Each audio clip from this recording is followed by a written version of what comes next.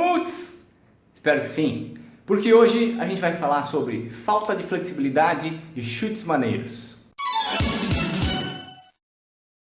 Muita gente vem falar comigo nos comentários ou até me manda mensagem direta falando que, reclamando, lamentando que não consegue chutar alto, não tem flexibilidade.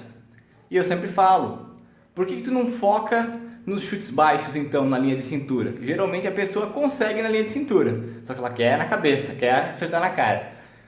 Então, para inspirar, uma montagem com vários chutes somente na linha de cintura.